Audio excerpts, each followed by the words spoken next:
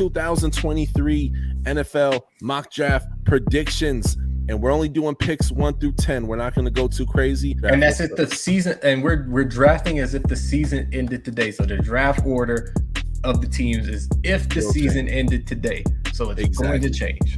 Exactly. All right, so we got Detroit Lions number 1 on the clock with the first pick of the 2023 alleged NFL draft, assuming that they'll be still at number 1. Who do you guys got Detroit Lions going as? I mean, Mike says CJ Stroud. I say Bryce Young. I'll let you be the tiebreaker, Doug. All right, I'm going to go. I like Bryce Young a little bit more, man. I'm going to go ahead and pick him up, man. These Alabama quarterbacks are playing good. Tua's playing good football. Hurts is playing good football. And Bryce Young's will put a hurting on him, man. I'm telling you, you don't get to claim. Alabama don't get to claim Hurts no more. That's Oklahoma. Hey, that's true. That's true. Y'all sent him away. You don't get him anymore. Ohio State don't get to claim Joe Burrow. That is true. Oh, they kicked him to a curb real good. All right, then we got Houston Texans, number 2 on the clock. What you guys got? Yeah, I think they got Lovie Smith as their head coach, defensive coach. Yeah, I think Doug Mills, I like him a lot. I mean, he's not to the same level of these quarterbacks, but I think he is somebody that you can win some playoff games with eventually. So I'll have them taking the best defensive player in this draft, edge rusher Will Anderson is what I would say. Will Anderson, okay, I like it. Man, that dude is a force to be reckoned with. 2 Bama picks back to back, right? Yeah. I can see that pick. That'd be a solid pick for them. I got them trading out of that spot. Awesome. Then we got Carolina Panthers. Can Carolina be great once again? Less than a decade ago, they were in the Super Bowl, man. What you guys got them going at? Well, they're going to go get the other quarterback. Yeah, so they're going to go get CJ Stroud. CJ Stroud, okay. I like it. And they're going to be in for another decade of misery because of it. But keep going. I love it. Yeah, CJ, he's dope, man. I got to see more, though, man. I want to see him playing some tough games, But, hey, playoffs is around the corner, right? So we're about to see that real soon. Then we got Pittsburgh Steelers, the number 4 pick, man. What y'all got?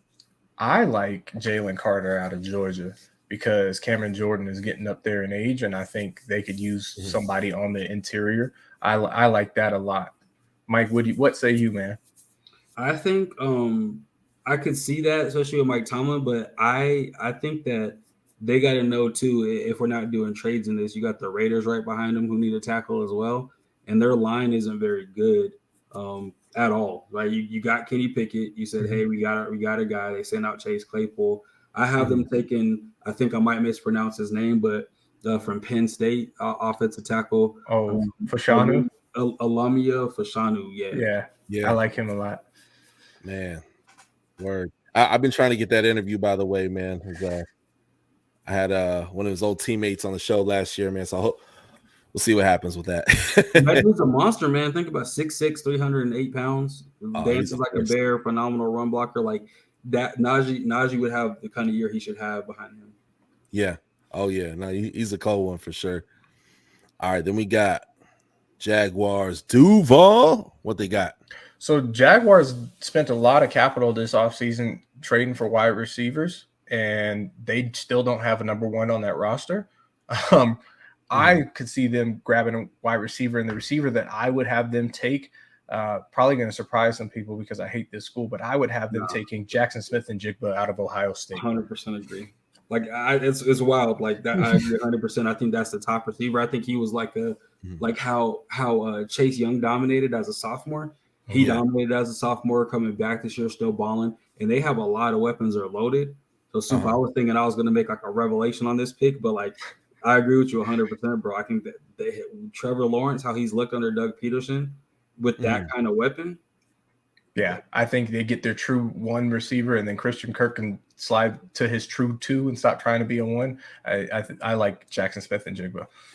Love it. I love it. Then moving on to the Las Vegas Raiders. I almost wanted to take and call them the Oakland Raiders. They'll forever be Oakland. Exactly. But for the Raiders at number 6, wow, this year has not turned out well. Season's not over yet, but it's just not looking good. Things are not gelling. Man, what do y'all got for number 6? I kind of like like Mike's train of thought. I think they need tackles.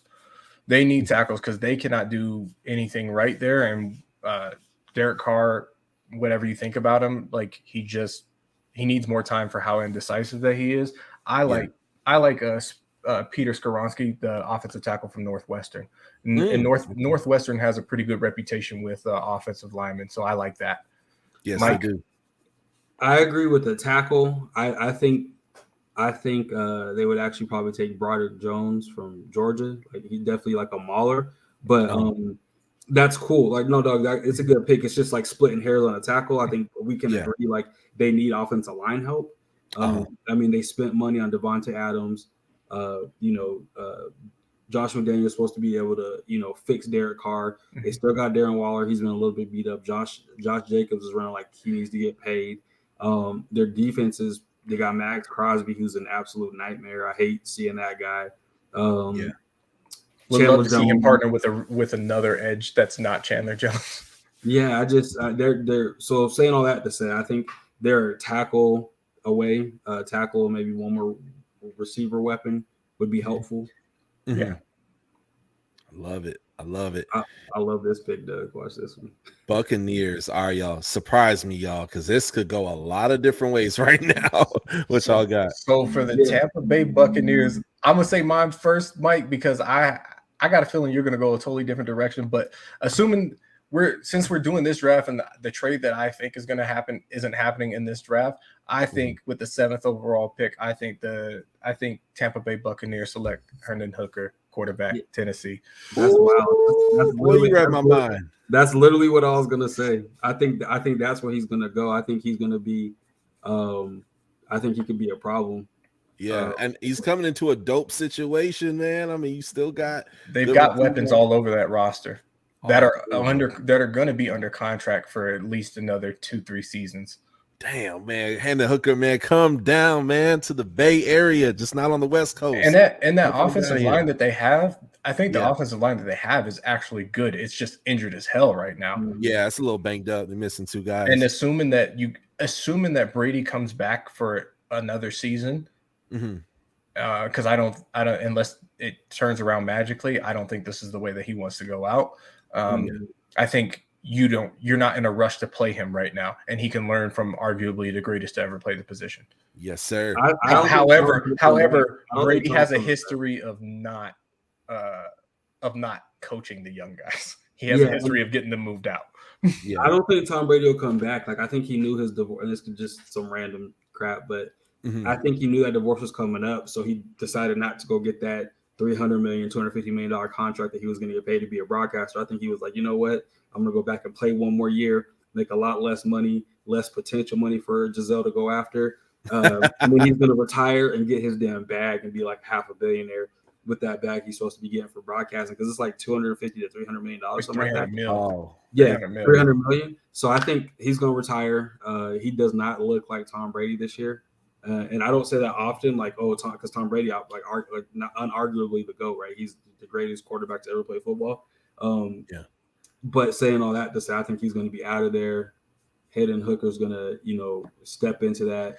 And by the way, I think the Tampa job is also going to be a job that's open. Yeah, I think Byron Leftwich will get it. I think if they were smart, they would give him a real opportunity. Yeah. Byron is cold, man. I love Byron. I'm so happy he's not only got a ring, but man, he's so dope. I loved him when he was in the NFL. I love him even more as a coach, and to see him be a head coach one day would be absolutely amazing. And I would love him in that head coach position one day for sure. Ooh, this next pick is interesting.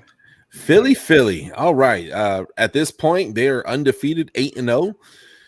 And we don't know how they're going to end the season, but this pick, let's see what y'all got. They've got a pretty good roster all over, and most of those guys are still under contract. And even the guys that are older and edging like towards retirement, Fletcher Cox, I'm looking at you, like they already have their replacements on the roster.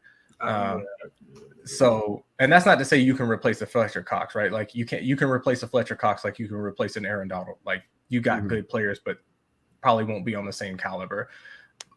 If I'm the Eagles, I think the only thing that remotely looks like a weakness for them right now, and maybe you could get ahead of like bringing on some of your offensive linemen as some of your older ones are aging out. Mhm. But that is not where I would go. Despite how he looked last night in last night's game, I would go running back Bijan Robinson out of Texas. I think there is no way a running back's going to go in the top 10. I don't think it would, but if I'm the Eagles, I'm just looking at their current roster construction. I think Bijan Robinson fits. I actually think that if in real life, I think the Eagles don't need that. I think they trade back and get some more capital.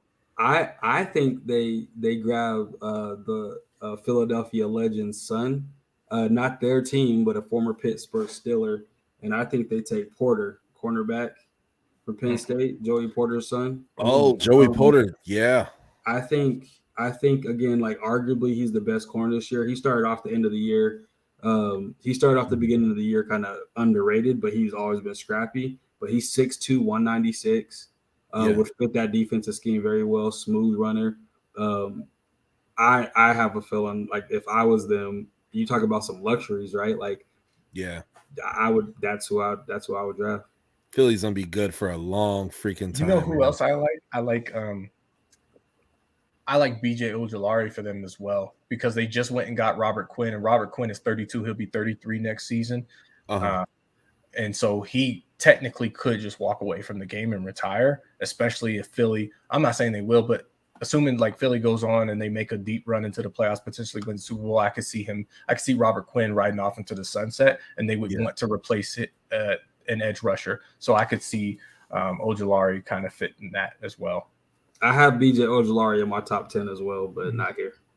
Nice. Then, of course, Texans, man, they got another top 10 pick. Number 9 this time, though. What do you guys got them going at? Could you go over the offense, Doug? Because this is what I think they're going to do. Yes, sir. I think they're going to really double up at wide receiver, right? Because you got John Mechie, who's out for the year. I think they and I think he could come back and be an absolute guy. But I'm sticking to the fact that like I would assume that they like Dougie Mills, so they're not going to take a quarterback at this point because there's still Will Levis. I think he's a guy that they can look at, but I think they take the top remaining receiver, which is Keyshawn Boot from LSU. Okay, yeah, I like him a lot. I think that's probably where they would go, man. Like imagine that John Mechie coming back with him. Dynamic young receiving core. I think that would be phenomenal for them. I love it. Then we have the Seattle Seahawks absolutely shocking the world. And I usually I'll be like, oh, I hate to say it, but I love to say it. Geno Smith, he's playing freaking great football. They possibly got a franchise QB now. He's still kind of young enough. What are y'all thoughts on this number 10 pick? This could go a lot of different ways, man. What do you guys think? I think Seattle will go and grab a quarterback, but I think we've listed the quarterbacks that possibly would go in the first round based off of need. I think they would maybe address that in later rounds. They hit on their offensive tackles. So far, so good, right? It looks like the 2 rookie tackles that they got, they hit on. The 2 corners that they drafted, it looks like they hit. It looks like they hit. Woodley is a dog. It looks like they hit on them. UTSA, San Antonio. Kenneth Walker looks like a home run, right? Like he looks like a home run back there. You've got DK under contract. I think Lockett is still under contract, but aging. For me, they go ahead and bring up tight ends because this is what I think the game's been missing for them. For me, I think I know where you're going with this. I would be because he has been an absolute menace in every game that I've watched him. I would be going Dalton Kincaid for them. Ooh. Big physical tight end. He's got a bigger build than Kyle Pitts, but moves closer to a wide receiver than what he does a tight end. And he like I said, he's got the height, he's got the weight to outbody some of these larger DBs, but he's got wheels on him as well, right? Yeah. Not as slender a frame as Kyle Pitts, but not your traditional bulky tight end either. He's really a hybrid. He would probably be a 2 wide receiver if that's what he converted to. He'd be a 2 just because he doesn't have the speed to take you down over the top. But yeah, I like Dalton Kincaid. Mike, what would you do for the Seattle Seahawks? Yeah, well, I think you just stack on some of your strengths as that team, and they've historically done that. And their defense is playing very well, and I think something that they could use, a gentleman that you listed earlier that I think will still be here, would be BJ Ojulari. I think that'll be their pick at 10, because you got to remember they still have their actual pick, and I think more of their needs, the talent that's available, will line up with that later on pick.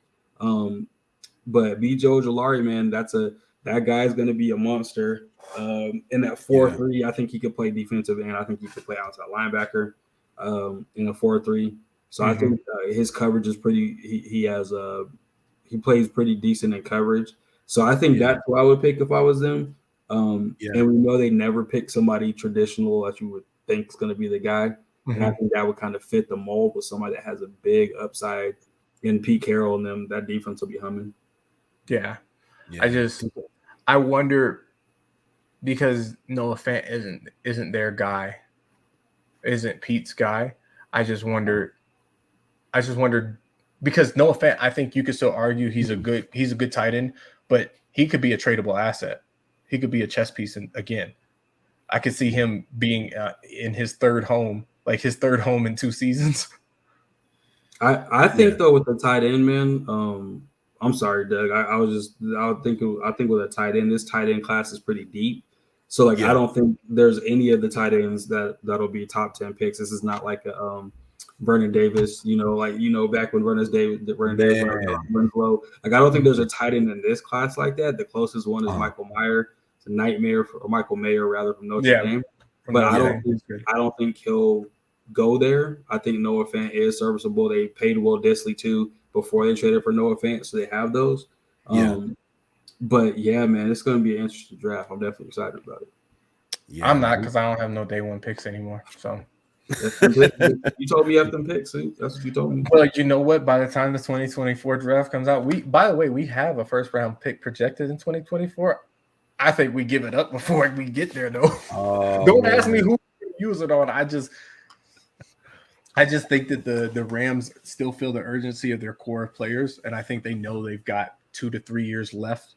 I would probably say 2 more years after this season, this 3, and if you include this season, where Kupp, Ramsey, Donald, Stafford, like that core of players. So I still think the Rams are very much an all-in mentality, and so I could still see them trading away assets.